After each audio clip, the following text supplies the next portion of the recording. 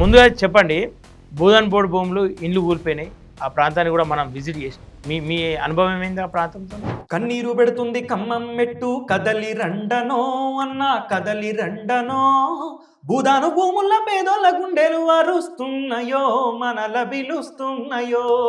తెలంగాణలో ఒక సామెత కూడా ఉంటది, ఇంట్లో ఆడబిడ్డ లగ్గం చేసి చూడు, లేదంటే ఇల్లు కట్టి చూడు, ఇల్లు కట్టి చూడు పెళ్లి చేసి చూడు అని చెప్పని అంటారు మన దగ్గర. రైట్. అసొంటిది అట్లా ఇల్లు కడితే ఎంత ఎదుర్కొంటాం, వాళ్ళ జీవితాంతం కష్టపడ్డ కష్టార్జితం మొత్తం తీసుకుపోయి దానికే పెట్టాలి, వాళ్ళు అప్పులు చేయాలి, మీదికెళ్ళి లోన్లు తీసుకొని పెట్టాలి. ఇట్లా ఆల్రెడీ ఆ భూదాన్ భూములలో పట్టాలు పొందేటప్పుడే వాళ్ళు బ్రోకర్లకు మధ్య దళారులకు పైసలు ఇచ్చి మోసపోయిన వాళ్ళు నష్టపోయిన వాళ్ళు వచ్చే మంది ఉన్నారని చెప్పి కూడా మనం విన్నాం. అనేక రకాలైనటువంటి విషయాలు తెలిసినాయి. అంటే అటు కాంగ్రెస్ కావచ్చు, ఇటు బీఆర్ఎస్ కావచ్చు, రెండు ప్రజలను దోపిడీ చేసే పార్టీ. అటు బీజేపీ పరిస్థితి చూసినా అట్లనే కనబడతాం. సో కవిత లాంటి ఆల్టర్నేటివ్ విచారాలను కోరుకుంటుండేమో అనుకోవచ్చు కదా. ఇంతకు ముందు ఏ దోపిడీ వర్గం నుంచి వచ్చింది ఆమె? అదే దోపిడీ రాజకీయ వ్యవస్థ నుంచి వచ్చింది కదా.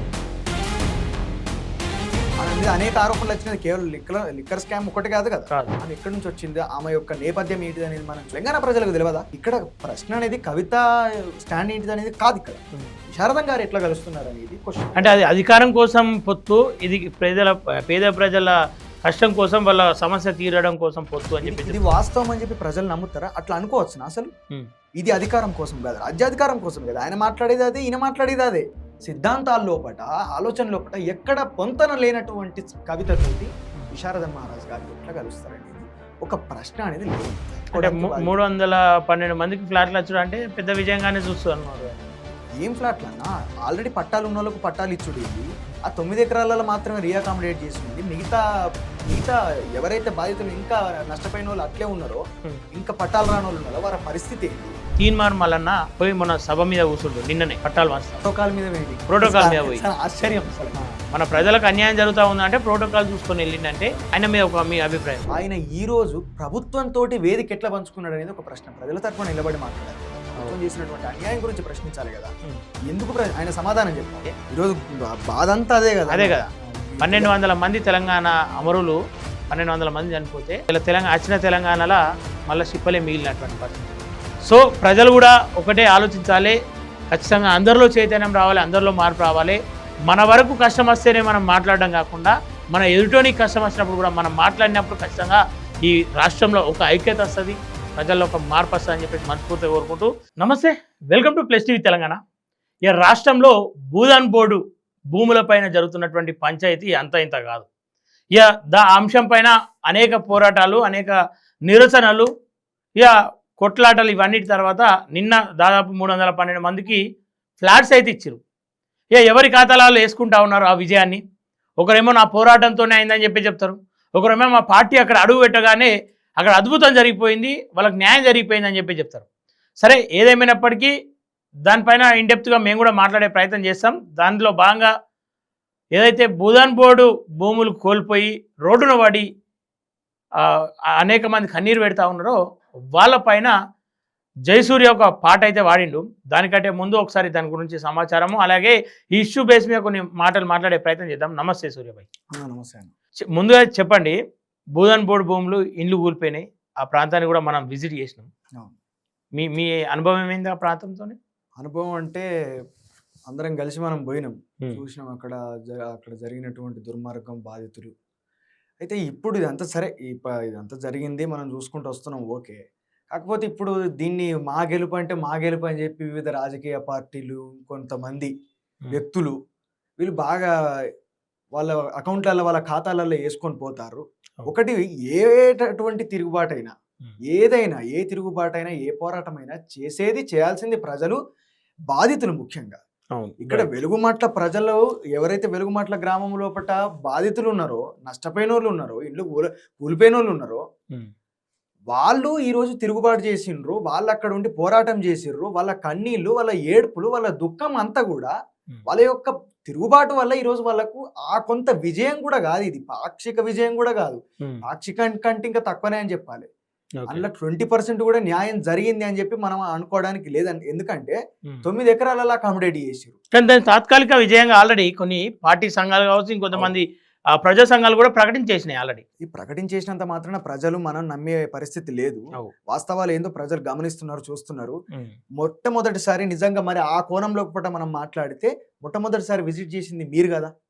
జర్నలిస్టులు ముందుగాల పడి పృథ్వీరాజన్నతో కలిసిపోయి మీరు అందరు కలిసి అక్కడ ఏం జరుగుతుంది, అక్కడ కరెంటు లేదు, నీళ్లు లేదా, ప్రజల గోసను ప్రపంచానికి చెప్పింది మొదలు మీరు కదా. మరి వేసుకుంటే మీ ఖాతాలలో మీ అకౌంట్లలో వేసుకోవాలి. విషయం వెలుగులోకి తీసుకొచ్చినందుకు, బయటికి తీసుకొచ్చినందుకు, ప్రజలకు చూపెట్టినందుకు మీరు దాన్ని ఖాతాలు వేసుకోవాలి. మీరు ఎట్లా వేసుకోవాలి? ఎందుకంటే ఇట్లాంటి వందల వేల సమస్యలు మీరు నిరంతరం చూపెడుతూనే ఉన్నారు. కొన్ని విజయం సాధించవచ్చు, సాధించా లేకపోవచ్చు, అది పోరాటం లోపల భాగం, అంతే. అది ఈ రోజు రాజకీయ పార్టీలు అక్కడ నిలబడి ఎంత అంటే హాస్యాస్పదం అంటే, ఈరోజు ప్రజల తిరుగుబాటు మొట్టమొదటిసారి, వాళ్ళ కన్నీళ్ళు, వాళ్ళ ఏడుపులు మళ్ళా మనం చెప్పుకోవాలి.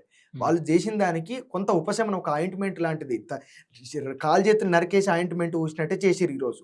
ఎందుకంటే 60 ఎకరాల భూమిని 30 ఎకరాలని చెప్పి మిగతాది సీజ్ చేసి ఎంఆర్ఓ తర్వాత మిగతా 30 ఎకరాలలో ఉన్నటువంటి ఇళ్లను కూల్చేసిరు. ఈ రోజు కేవలం 9 ఎకరాలలో వాళ్ళకు మళ్ళీ రీఅకామిడేట్ చేసిరు. వాళ్ళు ఈరోజు పట్టాలు ఇచ్చిరు. ఆ 600 కుటుంబాలు కదా నాశనం అయిపోయినాయి, ఇండ్లు కోల్పోయిన వాళ్ళు 300 మందికి మాత్రమే న్యాయం చేసిరు. ఇప్పుడు అందులో గుడిసే ఉన్నది, బంగ్లా ఉన్నది.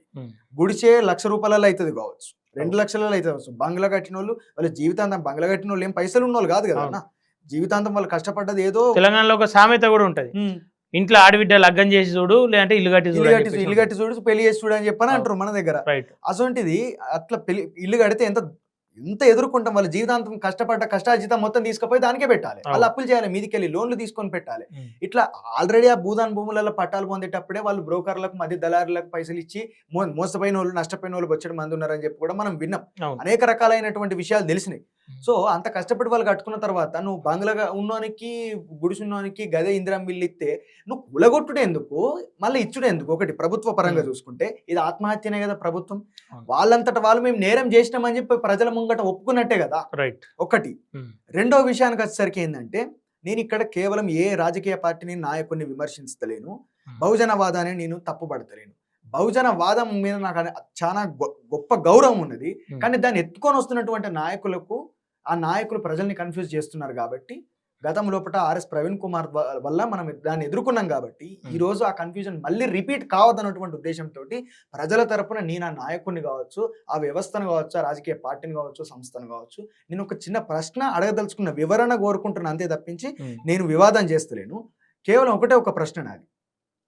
మీరు తెల్లారు లేస్తే దొరల ఆధిపత్య వర్గాల యొక్క అణిచివేత వల్లనే ఈరోజు బహుజనులకు రాజకీయ అధికారం అనేది లేకుండా పోయింది. ఎంత వాళ్ళ అల్గరిథము, వాళ్ళ ఎగ్జిక్యూషను, వాళ్ళ యొక్క కార్యాచరణ ఎట్లున్నది, బహుజనులను వాళ్ళు ఏ విధంగా ట్యూన్ చేస్తున్నారని చెప్పి చాలా గొప్పగా లెక్చర్ల మీద లెక్చర్లు ఇచ్చిండ్రు విశారదన్ మహారాజ్ సార్.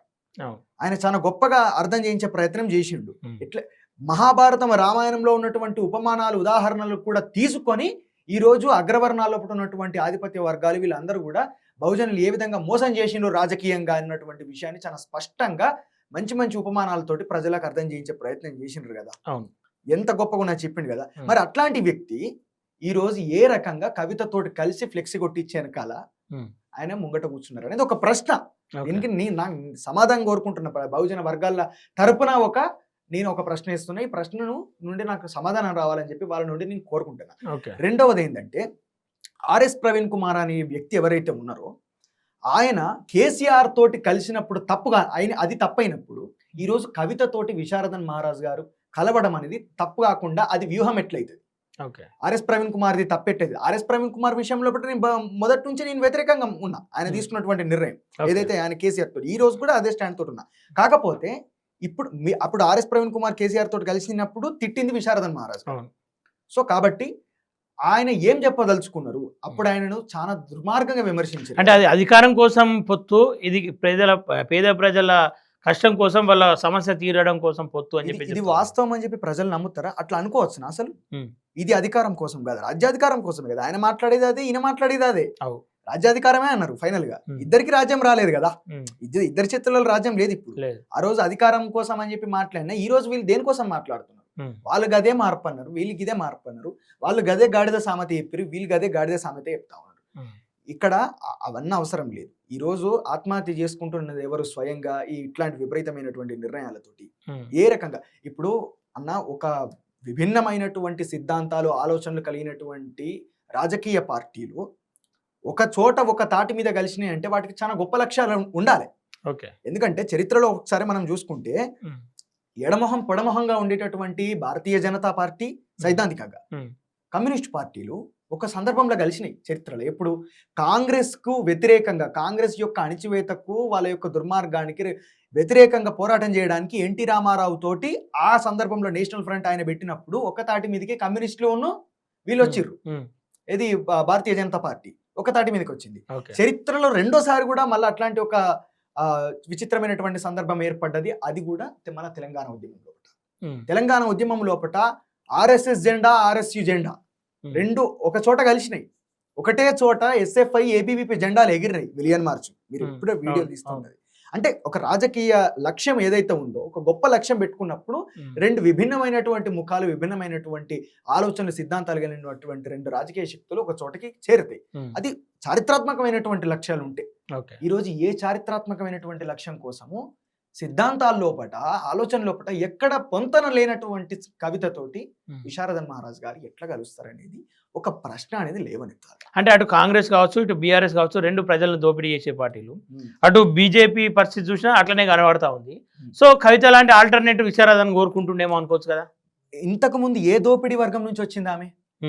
ఇప్పటిదాకా ఆమె ఎక్కడుంది? ఆమె ఫ్రెష్ క్లీన్ స్లేట్ తోటి రాలేదు కదా. ఓకే, క్లీన్ స్లేట్ తోట ఆమె రాలే. ఆమె ఎక్కడి నుంచి వచ్చింది?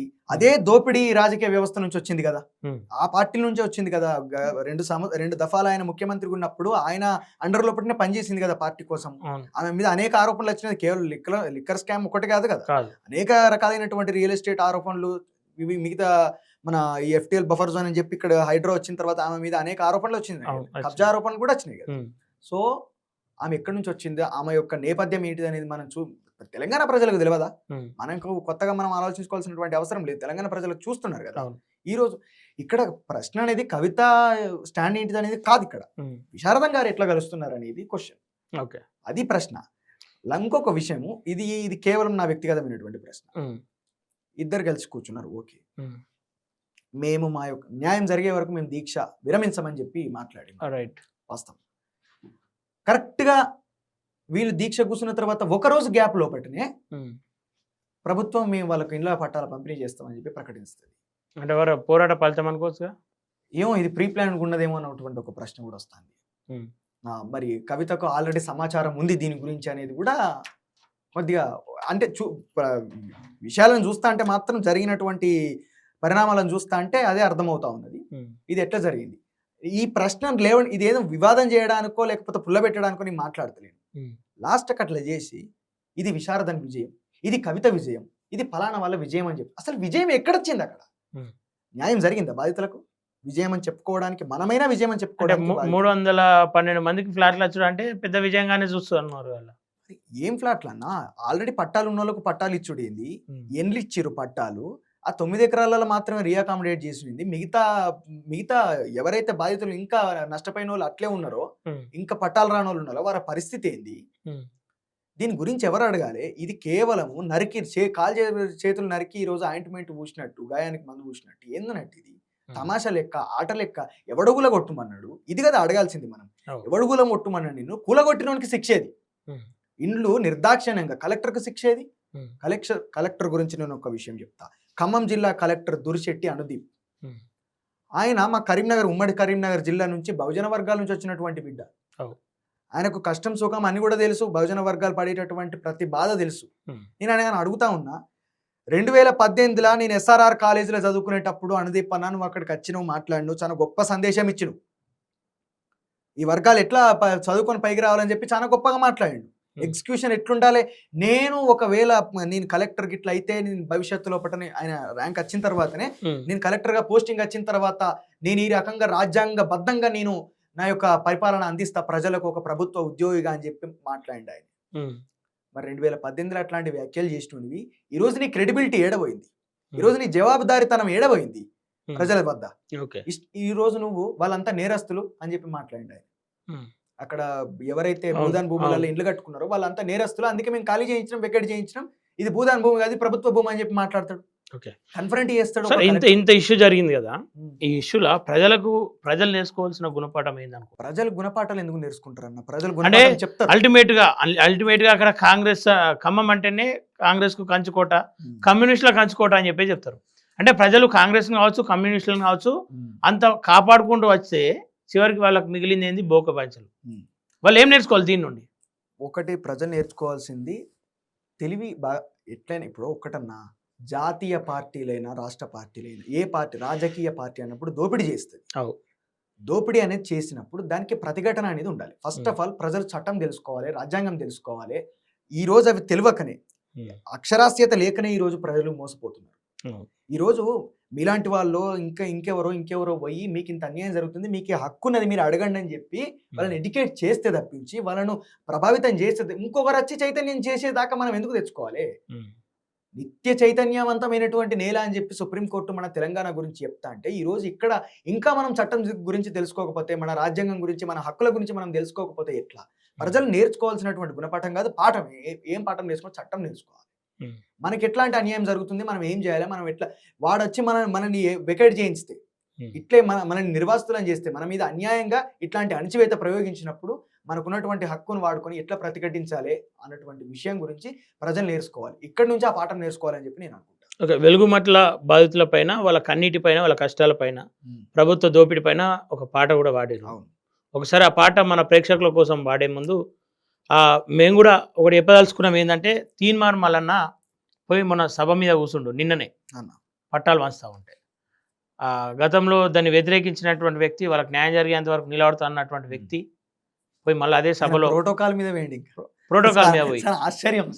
మన ప్రజలకు అన్యాయం జరుగుతూ ఉందంటే ప్రోటోకాల్ చూసుకొని వెళ్ళిందంటే ఆయన మీద మీ అభిప్రాయం ఏంది? అభిప్రాయం ఏంటంటే, ప్రజలకు ఉన్నటువంటి అభిప్రాయమే నాకుంటుంది. ఒక ఆయన ఎమ్మెల్సీ, సరే బహుజన వర్గం నుంచి వచ్చిండు, ఆయన కాపు సామాజిక వర్గం అయినప్పటికీ కూడా బీసీల ప్రతినిధిని అని చెప్పి ఆయన ఒక బీసీ ఒక ఫేస్గా ఆయన పోర్ట్రేట్ అయ్యే రకంగా ఆయన ప్రయత్నం చేసుకుంటా పోతా ఉన్నాడు. మరి ఆయన ఈ రోజు ప్రభుత్వంతో వేదిక ఎట్లా పంచుకున్నాడు అనేది ఒక ప్రశ్న. ప్రజల తరపున నిలబడి మాట్లాడాలి కదా, ప్రభుత్వం చేసినటువంటి అన్యాయం గురించి ప్రశ్నించాలి కదా, ఎందుకు ఆయన సమాధానం చెప్పాలి. ఎందుకంటే ఆయన నాయకుడు కాబట్టి, ఒక ఎమ్మెల్సీ కాబట్టి, ఒక ఎమ్మెల్సీగా ఆయన సమాధానం చెప్పవలసినటువంటి బాధ్యత ఉన్నది, అవసరం కూడా కాదు, బాధ్యత ఉన్నది. ఆయన గవర్నమెంట్ తోటి ఎట్లా మీరు ప్రోటోకాల్ ప్రకారంగా వేదిక పంచుకున్నారు, మీరు ఎట్లా లెటర్ వేయించుకున్నారు, మీరు ఏ విధంగా అక్కడికి వచ్చిర్రు, అసలు అదేమన్నా భూ పంపిణీ కార్యక్రమమా, గవర్నమెంట్ కార్యక్రమమా అన్నది కాదు. అదే చేయాల్సినటువంటి కార్యక్రమం, అదే హంగు ఆర్భాటాలతోటి ప్రోటోకాల్ పాటించి చేయాల్సినటువంటి ప్రోగ్రామా? అట్లాంటి ప్రోగ్రామ్కి ఆయన కూడా ఒక గెస్ట్గా వస్తాడా? రావడమే కాకుండా ఇక్కడ ప్రజల్ని మోసం చేసి కొంతమంది దందా చేసిరు అని చెప్పి కొన్ని ఆరోపణలు కూడా చేసిండు. జర్నలిస్టుల మీద, మిగతా నాయకుల మీద, సంఘాల మీద ఆయన కొన్ని ఆరోపణలు కూడా చేసిండు. ఏ అథారిటీ తోటి ఆయన ఆరోపణ చేసిండు, ఎవరు ఆయన దగ్గరికి అట్లాంటి విషయాలు తీసుకొని వచ్చి మోసిండ్రు అనేది కూడా చెప్పవలసినటువంటి అవసరం. ఎందుకంటే ఇక్కడ అరెస్టులను ఎదుర్కొని, నిర్బంధాన్ని ఎదుర్కొని వాళ్ళకు సహాయం చేయడానికి ఎంత ప్రెజర్ ఉంటుంది మీలాంటి జర్నలిస్టుల మీద. మీకు ఎన్ని ఫోన్లు వచ్చి ఉంటాయి దాన్ని ఇడిచిపెట్టమని, ఆ ఇష్యూని ఇడిచిపెట్టమని. అట్లా వచ్చినప్పటికీ కూడా దాని నుంచి వెనుకకు పోకుండా మీరు అందరు కలిసి దాని గురించి గట్టిగా నిలబడి పోరాటం చేసినప్పుడు, అట్లాంటి వ్యక్తుల మీద ఆరోపణలు చేయడం అనేది ఇంకా ప్రజల వైపు నిలబడకుండా, నువ్వు ప్రభుత్వం తరపున రావడం, ఓ దిక్కు ప్రభుత్వాన్ని తిడతాడు, రెడ్ల రాజకీయం అని చెప్పి మాట్లాడతాడు, ఇవన్నీ మాట్లాడతాడు, అంత దుర్మార్గం జరుగుతుంది దాని గురించి మాట్లాడు. కానీ ఇక్కడ ఎవరో వచ్చి దందా చేసిరని చెప్పి విపరీతమైనటువంటి ఆరోపణలు చేయడం ఒక ఎమ్మెల్సీగా ఆయన ప్రవర్తించవలసినటువంటి తీరు కాదనేది నా ఉద్దేశం. ఒకసారి ఆ పాట వాడదాం, ఆ పాట గురించి కూడా తప్పకుండా అన్న. కన్నీరు పెడుతుంది ఖమ్మం మెట్టు, కదలి రండనో అన్న కదలి రండనో, భూదాను భూముల పేదోళ్ళ గుండెలు అరుస్తున్నాయో, మనల పిలుస్తున్నాయో. కన్నీరు పెడుతుంది ఖమ్మం మెట్టు, కదలి రండనో అన్న కదలి రండనో, భూదాను భూముల పేదోళ్ళ గుండెలు అరుస్తున్నాయో, మనల పిలుస్తున్నాయో. ఇటుక మీద ఇటుకను కలిపెసమట సుక్కరా, కష్టాలు కలబోసి నింపిన పునాదిరా, వాళ్ళ గోసలే ఆ గోడలు, అప్పులపై కప్పురా, పసిబిడ్డల నవ్వులే గుడ్డి దీపమాయరా. ఎన్నెన్ని కలలు గని కట్టుకున్న గూడురా కండ్ల ముందు గూలుతుంటే కలలు కల్లలాయరా మూడు రంగుల జెండా బట్టిన బుల్డోజరు వచ్చెరా మూడు క్షణాలల్ల బతుకునేల గూల్చెరా కంచుకోటలో కమ్యూనిస్టులే బందీలైపోయెనో కబ్జా కోరుల కాళ్ళ కింద ఖమ్మం నలిగిపోయెనో కన్నీరు పెడుతుంది ఖమ్మం మెట్టు కదలి రెండనో భూదాను భూముల పేదల గుండెలు అరుస్తున్నాయో మనల పిలుస్తున్నాయో గడ్డి పరకోలే ప్రాణము ఇచ్చినారు అమరులు తెచ్చుకున్న తెలంగాణ తెర్లు చేసే దొంగలు ఈ దోపిడిగాళ్ళను ఈ దొరల తీరును ప్రశ్నించే గొంతులను చెరబట్టెర రాజ్యము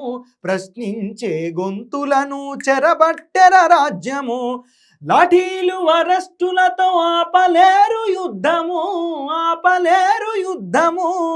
యాది మరువబోకురో మలిదశ పోరాటము వెలుగుమట్ల జనుల కండగుంది తెలంగాణము న్యాయము జరిగేదాకా ఆగబోదు సమరము ఇందిరమ్మ పాలన అంటే మా ఇల్డను గూల్చుడా ఆ కూలిన ఇండ కిందనే మీ పాలన బొంద వెట్టుడే కన్నీరు పెడుతుంది ఖమ్మం మెట్టు కదలి రెండనో భూదాను భూముల పేదల గుండెలు అరుస్తున్నాయో మనల పిలుస్తున్నాయో. సూపర్ సూర్య. అంటే ఇందులో కొన్ని పాయింట్స్ వచ్చినాయి. కమ్యూనిస్టులు బందీ అయిపోయినారు అని చెప్పి చెప్తాం. వాస్తవం అనుకోవచ్చు ఆ కమ్యూనిస్టులు. మరి ఎక్కడ కమ్యూనిస్టులకు బలమే లేకుండా పోయింది తెలంగాణ ప్రాంతం. తెలుగు రాష్ట్రాల లోపల అసలు కమ్యూనిస్టు పార్టీకి సంబంధించినటువంటి నాయకులు నిలబడితే ఓట్లు వేసేటోళ్ళు కరువైపోయినారు. అంత దుర్మార్గమైనటువంటి పరిస్థితికి ఆ పార్టీ యొక్క పరిస్థితి దిగజారిపోయింది రాజకీయంగా. అంత వ్యతిరేకత ఉన్నప్పటికీ కూడా ఖమ్మం జిల్లా లోపల మాత్రము కమ్యూనిస్టులు రాజకీయంగా ఎంత గొప్ప స్థాయి లోపల ఉన్నారు. మొన్న జరిగినటువంటి మున్సిపల్ ఎలక్షన్ లోపల కూడా మనం వాస్తవంగా గమనించినాం. సో అంత ప్రజలు ఆదరిస్తున్నారు కదా కమ్యూనిస్టులను మున్సిపల్ ఎలక్షన్స్లల్లా, పంచాయతీ ఎలక్షన్లల్లా. ఆ తర్వాత ఎమ్మెల్యే సీట్లు కూడా ఖమ్మం నుండి మరి అక్కడ ఉన్నటువంటి పరిస్థితి, అంత ప్రజలు నాయకత్వాన్ని అంత ఆదరిస్తున్నప్పుడు మరి వెలుగుమట్ల లోపల జనం అంత దుర్మార్గంగా వాళ్ళు నష్టపోతే వాళ్ళ తరపున నిలబడి అక్కడ కూర్చొని భూ పోరాటాలు చేసేది కమ్యూనిస్టులే కదా ఎక్కడైనా. మరి అక్కడ జెండాలు బాతి పేదల తరపున నిలబడేది వాళ్ళే కదా. మరి అట్లాంటి కమ్యూనిస్టులు ఆ రోజు ఎందుకు ప్రభుత్వం పంచన చేరి ఎందుకు ప్రజలకు దూరం అవుతున్నారు, ప్రజలకు ఎందుకు దూరం కావాల్సినటువంటి పరిస్థితి ఎందుకు వచ్చింది అనేది అనిపించి ఆ రోజు అక్కడ పాట రాసేటప్పుడు ఆ విధంగా పెట్టిన. అక్కడ కమ్యూనిస్టులు నేనేం కమ్యూనిస్టులను విమర్శించలే, బాధపడ్డా నేను అక్కడ. కమ్యూనిస్టులు గిట్లెట్లా బందీ అయిపోయారు అని చెప్పి చాలా మంది అదే అనుకుంటా ఉన్నారు. అంత బాధే కానీ వాళ్ళ మీద విమర్శ కాదు, కమ్యూనిస్టుల మీద విమర్శ ఏం కాదు, కేవలం బాధ.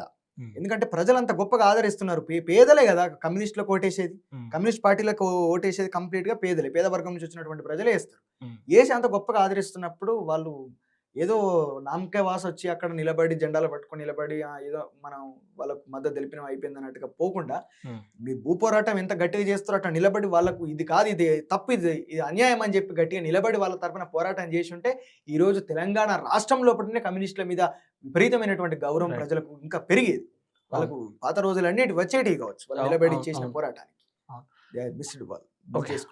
ఇక్కడ గమనించాలి అందరూ కూడా, తెలంగాణ రాష్ట్ర ప్రజలకు అన్యాయం జరిగినప్పుడు మాట ఒక పాట ఏకమైతే ఆ ప్రజల పోరాటానికి కొంత ఊపిరి పోషణలు అవుతారు. సరే, ఖమ్మం జిల్లాలో కావచ్చు ఇంకా అనేక ప్రాంతాల్లో అనేక పోరాటాలు జరుగుతూ ఉన్నాయి, అనేక ఇబ్బందులలో ప్రభుత్వం ప్రజలను ఉంచుతూ ఉంది. ఇక దాంట్లో భాగంగా ఈ మధ్య కాలంలో పాటలలో అనేక మంది ఏమంటా ఉన్నారని చెప్పేసి అంటే మేము ప్రజా కళాకారులం అని చెప్పుకుంటూ కొన్ని పార్టీలకు ఊడిగం చేస్తూ వాళ్ళ సంకలు నాకుతూ పాటలు పాడుకుంటూ పోతూ ఉన్నారు. ఏమన్నా అంటే ప్రజా కళాకారులం, ప్రజా వాగ్దేయకారులం అని చెప్తా ఉన్నారు. అందుకే చాలామంది రచయితల్లో పాటలు రాస్తూ పాడుతున్న వాళ్ళలో చాలామంది ఆ బ్యాక్గ్రౌండ్ చూస్తే పూర్తి స్థాయిలో పేదరికంలో ఉంటుంది.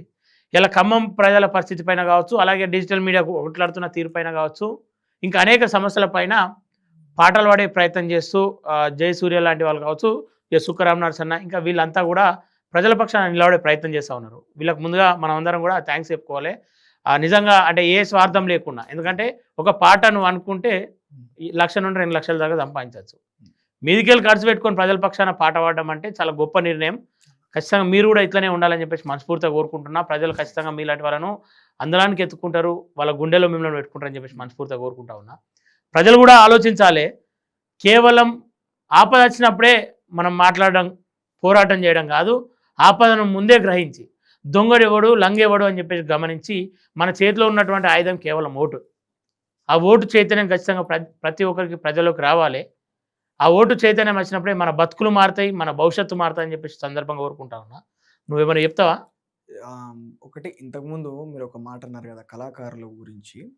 ఒక విషయం ఏంటంటే ప్రజా కళాకారులం అనుకున్న వాళ్ళు వాస్తవంగా రాజకీయ పార్టీల వెంబడి తిరిగినప్పుడు వాళ్ళు ప్రజా కళాకారులని ముద్ర అనేది వాళ్ళకు అనవసరం, వాళ్ళకి తీసేసుకోవాలి. వాస్తవమే. అందరు కళాకారులు సత్య కళాకారుడు నిత్య దరిద్రుడు అని ఒక సామెత ఉన్నది తెలంగాణ గ్రామీణ ప్రాంతంలో. ఒకటి నిజమైనటువంటి కళాకారులు పాపం ఇంట్లో పోకలు కొట్లాడే పరిస్థితి ఉన్నదన్న చాలా మందికి. ఇబ్బందికరమైనటువంటి పరిస్థితి. చాలా గొప్ప కళ ఉంటుంది వాళ్ళ లోపల, కానీ దాన్ని ఎట్లా ఎగ్జిక్యూట్ చేయాలన్నటువంటి ఆలోచన వాళ్ళకు రాక ఆర్థికంగా నష్టపోయి బతుకులు ఛిద్రం చేసుకున్నటువంటి అనేక చరిత్రలు కూడా ఉన్నాయి మన తెలంగాణ లోపల. అనేక మంది ప్రజా కళాకారులు ఆ విధంగా నష్టపోయిన వాళ్ళు. అంటే టాలెంట్ ఒక వేదిక నుండి టాలెంట్ చూపించుకున్నప్పుడు వాళ్ళకు ఆసరా ఖచ్చితంగా కలుగుతాయని చెప్పి నేను అనుకుంటున్నాను. అయితే వాస్తవంగా మీరు అన్నటువంటి విషయం ఎవరికి ఆప్ట్ అవుతుంది అంటే, ఎవరికి వర్తిస్తుంది అంటే, ఎవరైతే మేము ప్రజా గాయకులము, ప్రజా కవులము, ప్రజా కళాకారులం అని చెప్పుకుంటూ పార్టీలకు, బూర్జువా పార్టీలకు, నాయకులకు, దోపిడీదారులకు, దొంగలకు, వ్యాపారస్తులకు భజన గీతాలు పాడుతున్నారో వాళ్ళకు మీరు అన్నటువంటి మాటలు 100% వర్తిస్తాయి. మేము కూడా వాళ్ళకే అంటున్నాం. రైట్, ఖచ్చితంగా వాళ్ళకే అనాలి. అది మిస్లీడ్ కావద్దు, అంటే మిస్ఇన్ఫర్మేషన్ గా పోవద్దు. మీరు అన్న వ్యాఖ్యలు 100% కళాకారులను మేము గౌరవిస్తాం. ఎందుకని చెప్పేసి అంటే ఆ రోజు ఖమ్మం వెళ్ళే ప్రయత్నంలో మమ్మల్ని అరెస్ట్ చేసి అనేక ఇబ్బందులు పెట్టిరు. ఒక మాట కలిసిందడా, మా మాట మేము అందియడానికి సిద్ధంగా ఉన్నాం. ఎవరన్నా పాట పాడతారేమో అని ఎదురు చూసినప్పుడు, అంటే వాళ్ళ కష్టాలను మాట ఏరే కంటే ముందు పాట ఇంకా లోతుగా ఏరుతుంది. తెలంగాణ ఉద్యమంలో కూడా ఒక పాట ఎంత చరిత్ర సృష్టించిందో దేశం మొత్తం చూసింది. సో అక్కడ ఏదన్నా పాట పాడతారు అన్నప్పుడు ఇద్దరు మనుషులు పాట పాడిరు. అది సుక్కరామ్ నరసన్న, రెండోది జయసూర్య. మీ ఇద్దరి బ్యాక్గ్రౌండ్ కూడా మాకు తెలుసు. ఏంటంటే కుటుంబ నేపథ్యం అంతా కూడా కటిక పేదరికం. ఈ పేదరికంలోని బయటకు వచ్చి రూపాయి ఆశించకుండా సొంత నిధులతోటి ఖర్చు పెట్టుకొని, లేదంటే వాళ్ళు వీళ్ళు ఇస్తా అని చెప్పినా కానీ అవసరం లేదని చెప్పి పాట పాడడం అనేది గొప్ప విషయం. మీలాంటి వాళ్ళు ఇంకా అనేక మంది ఉన్నారు, బయటకు రాకపోవచ్చు. వాళ్ళు రావాలని చెప్పేసి మనస్ఫూర్తిగా కోరుకుంటా ఉన్నాం. ఖచ్చితంగా వాళ్ళు వస్తే మాకు తోచిన సాయం మేం చేస్తాం, తోడుగా నిలబడడం. తెలంగాణ అనుమానమైన తెలంగాణ నింపుకొని ఏదో లోపల అంటే ఆర్థిక స్థితుల వల్లనో ఇంకో ఏదో పరిస్థితుల వల్ల లోపల దాక్కుంటే ఇలా దొంగలు రాజం వెళ్తా ఉన్నారు. అసలోడేమో పేదరికంలోనే మునిగిపోతా ఉన్నారు, రాష్ట్రం ఆగమవుతా ఉంది. ఇంతకుముందు పాటలో కూడా ఒక లైన్ వాడిరు మీరు, ఏమని, గడ్డి పోసలో వాళ్ళ ప్రాణాలు త్యాగాలు చేస్తే ఈరోజు బాధ అంతా అదే కదా. 1,200 మంది తెలంగాణ అమరులు, 1,200 మంది చనిపోతే ఇలా వచ్చిన తెలంగాణలో మళ్ళీ సిప్పలే మిగిలినటువంటి పరిస్థితి. సో ప్రజలు కూడా ఒకటే ఆలోచించాలి. ఖచ్చితంగా అందరిలో చైతన్యం రావాలి, అందరిలో మార్పు రావాలి. మన వరకు కష్టం వస్తేనే మనం మాట్లాడడం కాకుండా, మన ఎదుటోనికి కష్టం వచ్చినప్పుడు కూడా మనం మాట్లాడినప్పుడు ఖచ్చితంగా ఈ రాష్ట్రంలో ఒక ఐక్యత వస్తుంది, ప్రజల్లో ఒక మార్పు వస్తుంది అని చెప్పేసి మనస్ఫూర్తిగా కోరుకుంటూ, ఈ విజయాన్ని ఏదో విజయం అని చెప్పేసి అయితే కొంత తాత్కాలికంగా 312 ఫ్లాట్లు వచ్చినాయి కదా, ఆ విజయం ఎవరికి వాళ్ళు వేసుకుంటారు కదా, నేను ఎవరికి ఇస్తా ఆ విజయం అని చెప్పేసి అంటే, ఎందుకంటే స్టార్టింగ్ నుండి ఎండింగ్ వరకు ఇప్పటిదాకా చూసుకుంటూ వస్తూ ఉన్నా. పృథ్వీరాజ్ అన్న, తొలివెలుగు రగన్న, కాళోజీ సీనన్న ఈ సమస్య పైన గట్టిగా స్టాండ్ తీసుకొని మాలాంటి వాళ్ళు అనేక మందిని అక్కడ తీసుకెళ్ళి ఆ సమస్యను ప్రజలకు చూపించాలనే ఆలోచనతో మా ముందే అనేక కాల్స్ వచ్చినాయి, వాళ్ళకు కాంప్రమైజ్ కాల్స్. అయినా కానీ ఎక్కడ కూడా వాళ్ళు వెనకడుగు వేయకుండా దాని మీద ఇప్పటి వరకు ఇంకా నడుస్తూ ఉన్నారు, నడిపించే ప్రయత్నం చేస్తూ ఉన్నారు. నేనైతే ఈ విజయాన్ని వాళ్ళకి అంకితం చేస్తూ ఉన్నా. నువ్వేమంటావు? వాస్తవం కదన్న, ఇప్పటిదాకా నేను కూడా అదే మాట్లాడినా కాబట్టి నేను కూడా కంప్లీట్గా ఆ విషయం అనేది ప్రపంచానికి చెప్పిందే మీరు. ఖచ్చితంగా అందులో ముఖ్య పాత్ర పృథ్వీరాజ్ అన్న, రగన్న, తర్వాత దాసరి శ్రీ అన్న ముగ్గురు కూడా చాలా కీలకమైనటువంటి పాత్ర పోషించారు.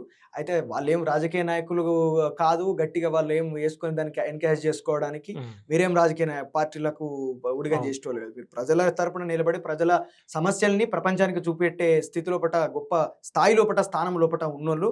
కాబట్టి ఇది ఎవ్వరు ఎన్కరేజ్ చేసుకోవడానికి వీల్లేదు. ఈ క్రెడిట్ ప్రజలే మీరు చూపించినందుకు, ప్రజల గొంతుకలుగా మీరు ఉన్నందుకు ప్రజలే మిమ్మల్ని గుర్తిస్తారు, గౌరవిస్తారు. అది తప్పకుండా ఎవ్వరు కూడా దాన్ని లేపకపోవడానికి, గద్దలో తనకపోవడానికి వీల్లేదని మాత్రం నేను గట్టిగా చెప్తా. అది ఏ రాజకీయ పార్టీ అయినా, కవిత, విశారద, ఇంకెవరైనా సరే, ఎవరైనా సరే వాళ్ళకి ఏ హక్కు లేదు.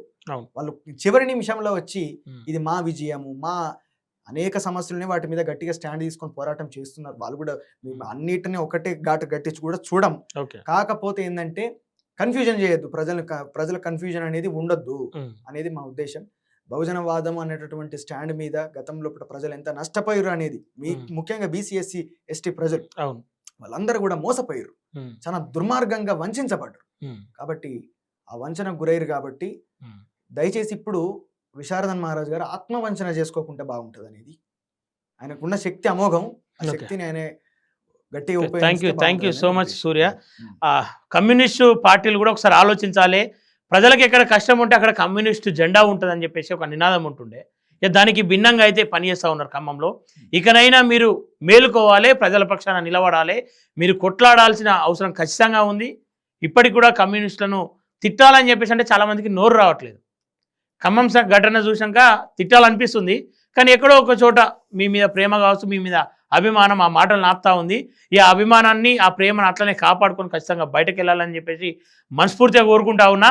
ఇప్పుడు కూడా పృథ్వన్న పేరు, వీళ్ళ పేరు చెప్పాల్సిన అవసరం లేదు, ఎందుకంటే వాళ్ళు క్రెడిట్ కోసం అక్కడికి రాలేదు. కానీ చెప్పాల్సిన అవసరం ఎందుకు వచ్చిందని చెప్పేసి అంటే అబద్ధం మాట్లాడుతూ ఉంటే అది నిజమవుతుంది అంట. ఏనాటికి ఒకనాటికి నిజం మౌనంగా ఉంటే అబద్ధం రాజ్యం వెళ్తుంది. అందుకే చెప్పాల్సిన పరిస్థితి ఏర్పడ్డది. సో దీనిపైన ప్రజలు అన్నీ గమనిస్తూ ఉన్నారు.